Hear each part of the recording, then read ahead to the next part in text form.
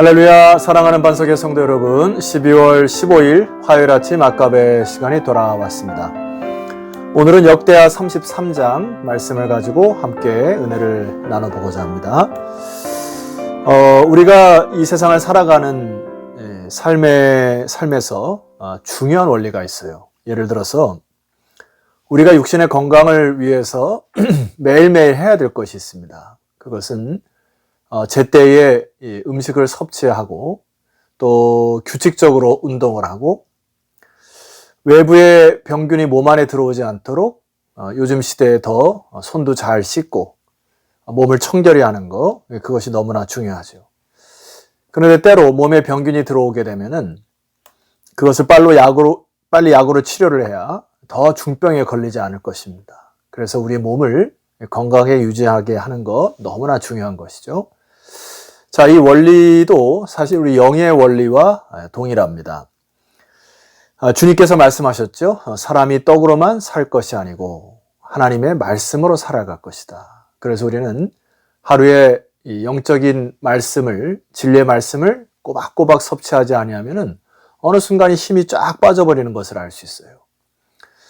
뿐만 아니라 몸에 활력을 불어넣는 이 운동과 같은 것은 영적인 원리에 있어서는 바로 기도인 것입니다. 기도를 통하여 우리는 그 영의 활기와 생기를 불어넣는 것이 바로 기도예요. 그래서 기도 생활도 너무나 중요하죠. 또 마지막으로 오늘 우리가 살펴봐야 될 부분인데요. 영적인 부분에서도 이 병균이 들어오는 것이 있습니다. 그것이 바로 죄의 바이러스다, 이렇게 표현을 할 수 있습니다. 죄가 들어오지 못하도록 우리는 굉장히 조심을 해야 되죠. 그래서 죄를 짓게 되면 그것을 빨리 회개를 하고 그 영향력 아래에서 벗어나고 그 죄의 바이러스가 빨리 치료되도록 그렇게 하셔야 됩니다. 그런데 이 죄를 방관하거나 그냥 너무 대수롭지 않게 여기거나 하게 되면 나중에 중병이 걸려요. 그래서 영이 시름시름 앓게 됩니다.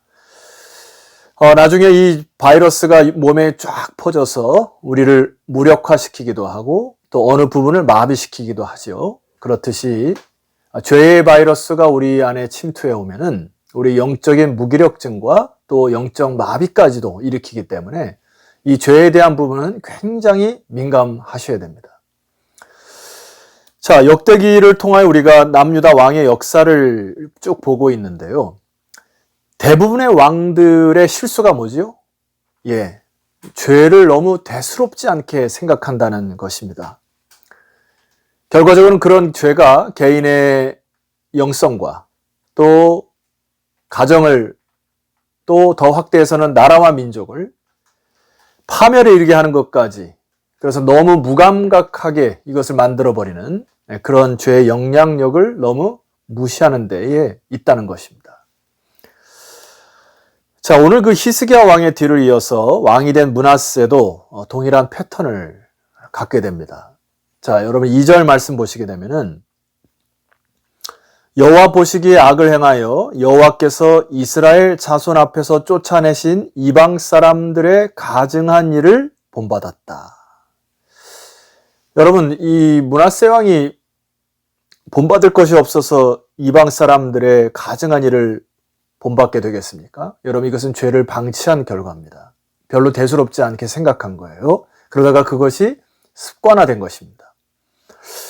우리들은 안 그럴 것처럼 착각하지만 우리도 굉장히 조심하셔야 되죠. 우리는 돈 앞에서 혹은 권력 앞에서 때로는 육신의 쾌락 앞에서 너무나 쉽게 이 부분들을 간과하게 된다면 우리는 나도 모르게 그 죄를 카피하게 되고 그런 것이 나에게 유혹되어 그것이 집착이 되고 중독까지 이르는 죄의 파멸에 이르게 되는 것을 주의하실 필요가 있습니다.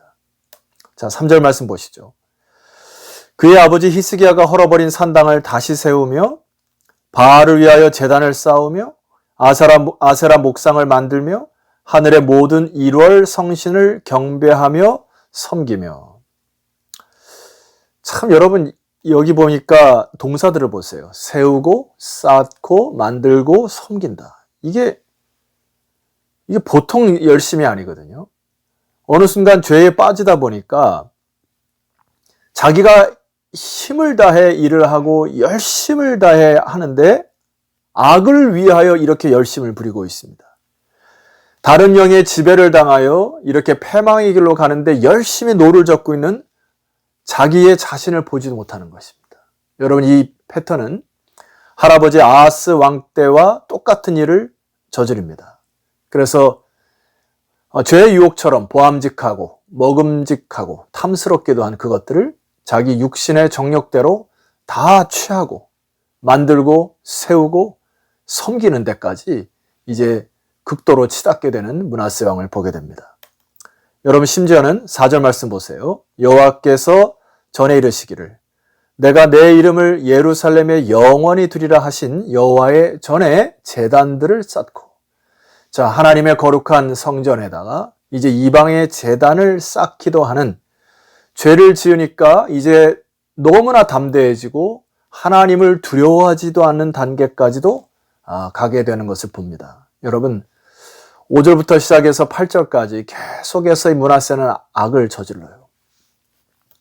그래서 그 결과가 9절에 보면은 이렇게 결과가 되어 있습니다.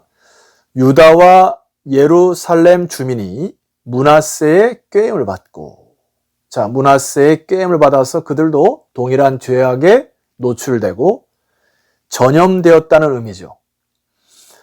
악을 행한 것이 여호와께서 이스라엘 자손 앞에서 멸하신 모든 나라보다 더욱 심하였다.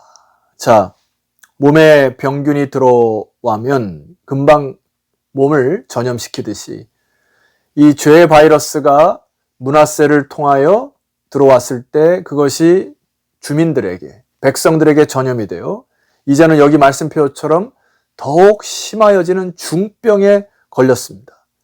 이제는 언약 백성으로 제사장 나라로서의 기능을 잃어버리고 사명 없이 살아가는 그러한 껍데기 인생이 된 것이죠. 여러분, 하나님은 그러한 언약 백성들을 죄의 바이러스로 인하여 무기력한 그 백성들을 가만 놔두시지 않죠. 여러분, 10절 말씀 보니까 여호와께서 므낫세와 그의 백성에게 이르셨으나 그들이 듣지 아니하므로. 자, 이 상태가 무슨 상태죠? 마비 상태입니다. 듣지 않아요. 결국 하나님께서 수술용 칼을 드십니다. 그리고 그들을 수술하셔서 온전히 고치시고자 하는 채찍을 또 드십니다. 11절입니다. 여호와께서 아수르 왕의 군대 지휘관들이 와서 치게 하시매 그들이 므낫세를 사로잡고 새 사슬로 결박하여 바벨론으로 끌고 간지라. 12절. 그가 환난을 당한 이후에 이제 정신을 차립니다. 12절에 뭐라고 나와 있습니까? 그의 하나님 여호와께 간구하고 그의 조상들의 하나님 앞에 크게 겸손하여. 환난을 당하고 이제 채찍을 맞고 큰 고통을 당하니까 이제 그가 하나님 앞에 무릎 꿇고 겸손한 마음의 자세로 돌이키기 시작합니다. 근데 13절 보니까 참 은혜 구절이 있습니다. 이런 구절이 있어요.